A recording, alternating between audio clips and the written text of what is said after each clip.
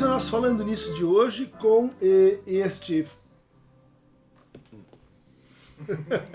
Bem-vindos ao nosso canal YouTube de hoje com o Falando Nisso. Pessoas que têm déficit de atenção por hiperatividade trocam palavras, se atrapalham com os termos. E a nossa pergunta de hoje, vinda de Diego Oliveira. Gostaria muito de saber sobre o tema. O que a psicanálise tem a dizer sobre o TDAH em crianças e em adultos, né? O transtorno déficit de atenção com ou sem hiperatividade. Uma forma de sofrimento ascendente, para alguns super diagnosticada.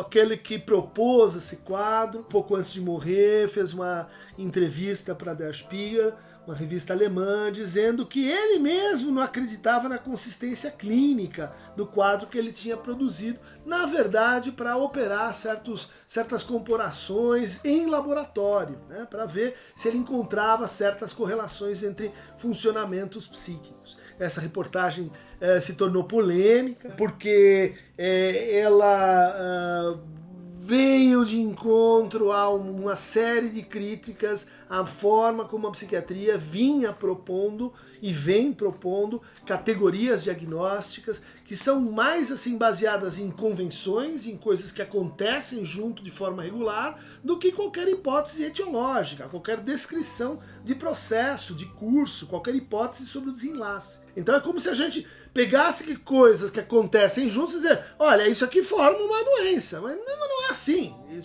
Isso é um critério, vamos dizer assim, muito amplo.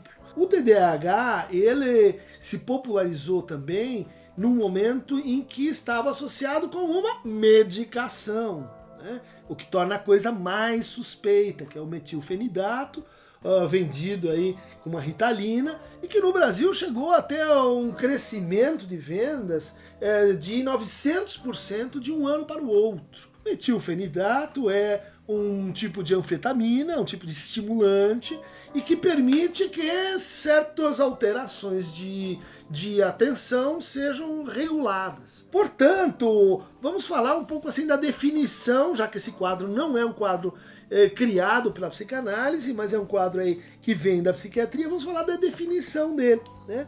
Ele envolve, então, 6 entre estas características que eu vou elencar aqui. Falta de cuidado e de atenção a detalhes. A expressão já é um pouco assim capciosa do ponto de vista semiológico. O que significa falta de cuidado? Né? Às vezes significa cuidado dirigido para outras coisas. Às vezes significa cuidado que não está dirigido para aquilo que a gente quer que a criança, vamos dizer assim, desempenhe. Mas tudo bem.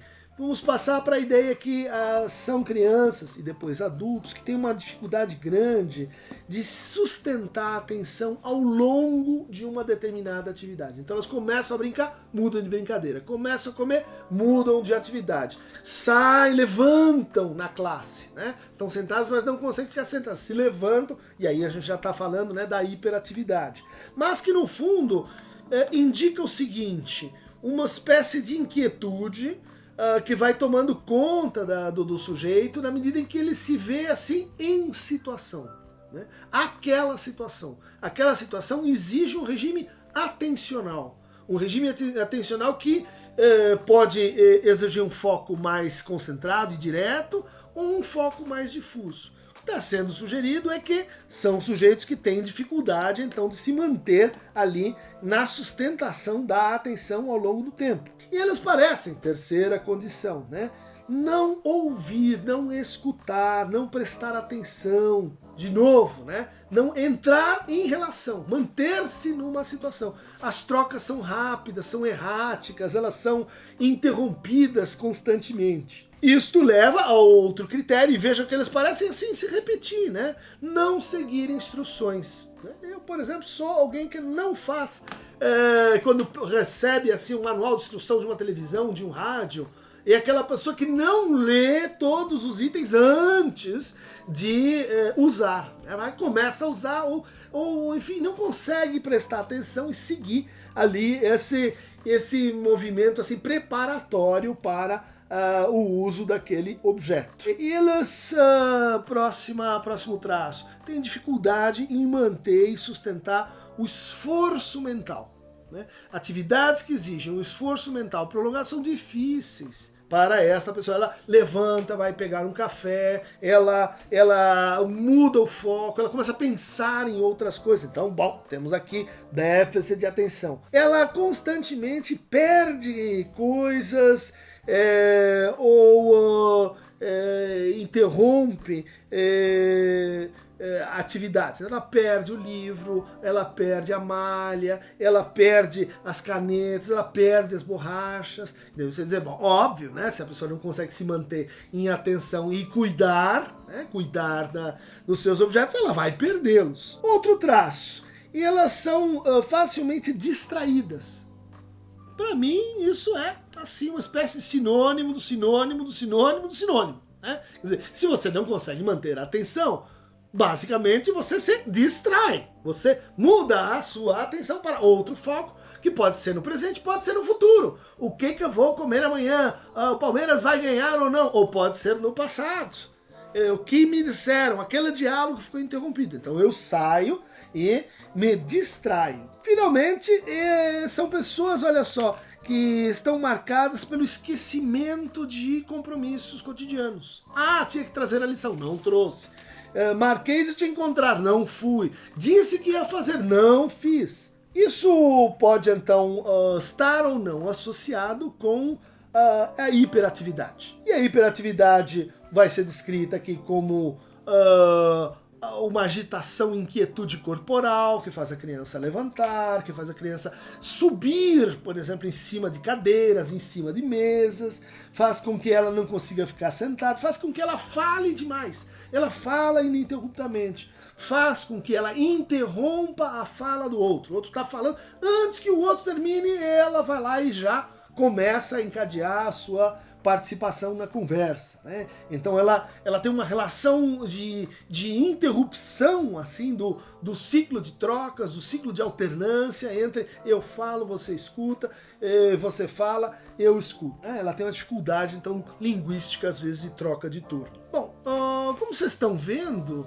isso parece ser um mal endêmico de certas gerações mais contemporâneas, que muitas pessoas associam com um modo de criação, né, envolvendo o uso de telas, envolvendo assim uma grande ocupação do cotidiano, em que a criança passa de uma atividade para outra atividade para outra atividade, né, cada uma delas, vamos dizer, com um tempo menor, sem grande trabalho de descompressão e de passagem entre um assunto ou uma situação e outra situação. Então há uma contiguidade assim meio metonímica entre essa forma de sofrer e uma vida mais acelerada, uma vida mais ocupada, uma vida que vai assim sendo cada vez mais cronometrada, em que as coisas devem ser feitas no seu tempo com muita ordem, com muita organização. Então é possível que na medida que a nossa vida vai aumentando a sua estrutura de agenda, que aqueles que não conseguem cumprir isso vão sendo patologizados. Mas vamos sair do nível descritivo, vamos perguntar, né, quem é que pensou coisas correlatas da história da psicanálise sobre o TDAH. E chegamos assim ao livro de William Reich, O Caráter Impulsivo, onde ele descreve lá nos anos 30, 40, né, certas formas de associação entre o eu e a sexualidade, né? E vamos lembrar que para a psicanálise existe sexualidade na criança, né?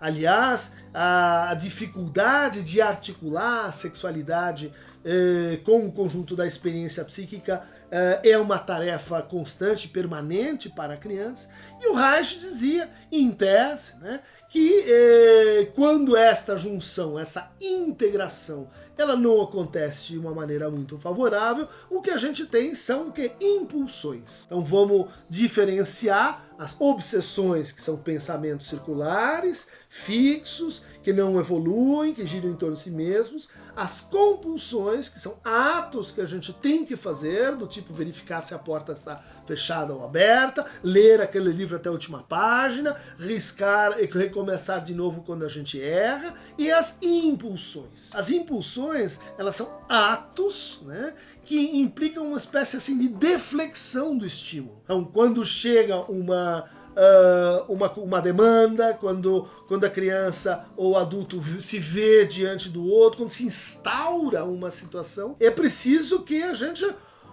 se acomode dentro dela e que a gente mantenha-se diante de um conflito colocado, diante de um conflito posto. Para que isso seja possível, o eu precisaria estar então numa espécie de compromisso, né, com a sexualidade, com o conflito, com a angústia. Ele deve suportar um determinado nível de angústia. O que acontece com o sujeito impulsivo? Ele transforma essa angústia em ação. Ele coloca para fora, ele comportamentaliza o conflito, ele sensorializa o conflito. Então, com isso, ele vai regulando a angústia, mas ele vai regulando a angústia porque a angústia vai se exteriorizando. Ela vai se prendendo, então, nas rotinas do cotidiano, nas demandas domésticas, na ordem, na rede de expectativas e controlabilidades que a gente se estabelece em relação ao outro. E isso tudo vai produzindo, então, uma exteriorização do eu. O eu passa a funcionar, vamos dizer assim, a céu aberto. E nesse estado, o que a gente tem é justamente uma inconstância, uma dificuldade de manter a atenção. A atenção para a psicanálise era uma das funções do eu. Mas era também, diz o Freud, uma forma de defesa baseada apenas na contracatexia. Em vez de eu deixar o estímulo entrar, criar um conflito dentro de mim, eu assim regulo a entrada. Opa, vai entrar um conflito, eu mudo de assunto. Opa, vai entrar um assunto, um outro conflito, eu mudo de país.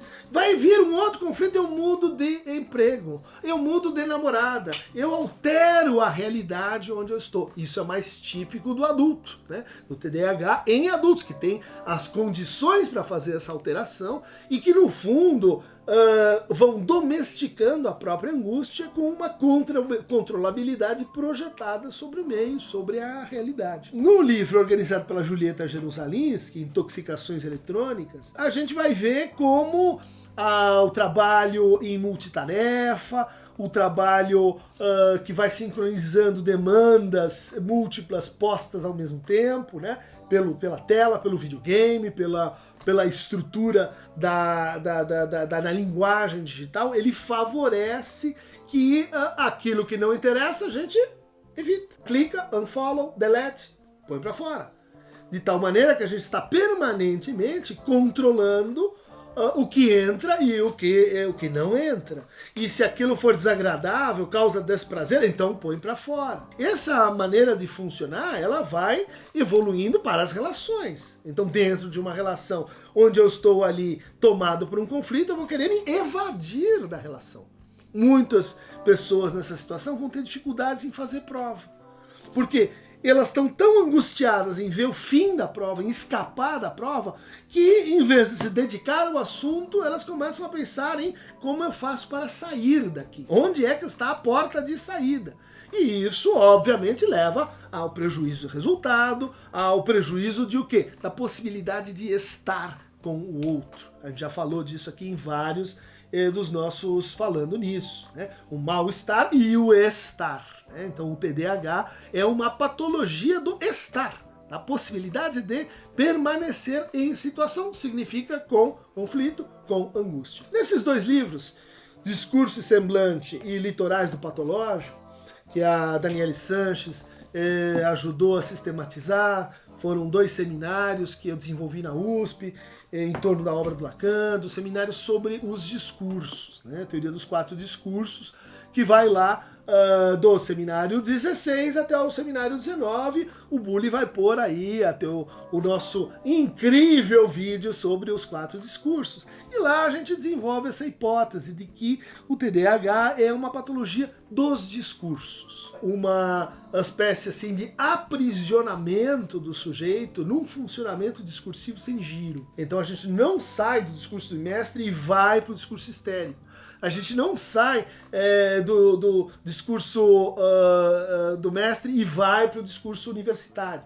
Isso explica o grande terror que o TDAH causa nas escolas, porque a gente tem ali uma relação, um laço, que não faz transmissão de saber, porque eventualmente é um laço baseado na sustentação apenas do discurso do mestre, ou o discurso universitário, ou o discurso estéreo. Esse aprisionamento discursivo, ele indica também o quê? E aí é uma hipótese de trabalho, que no TDAH a gente tem uma certa dificuldade de o quê? Estabelecer transferência. A gente transforma a transferência em identificação, em projeção, em demanda, em reação. Por quê? Porque a transferência é justamente o nome que foi dado pelo Freud para esse estado de relação em conflito. Conflito posto. Conflito que envolve angústia, que é suportada e usada para o enfrentamento daquilo que está deformando a situação, daquilo que está impedindo que a situação seja propriamente nomeada, daquilo que está impedindo de que o conflito seja enfrentado. Então essa é uma hipótese de trabalho, ela tem que ver com como a psicanálise estaria pensando, criticando a própria noção, fazendo análise ideológica da ascensão social desse sintoma e também hipotetizando sobre a sua etiologia, sobre a sua causalidade. É um sintoma perfeitamente tratável, né?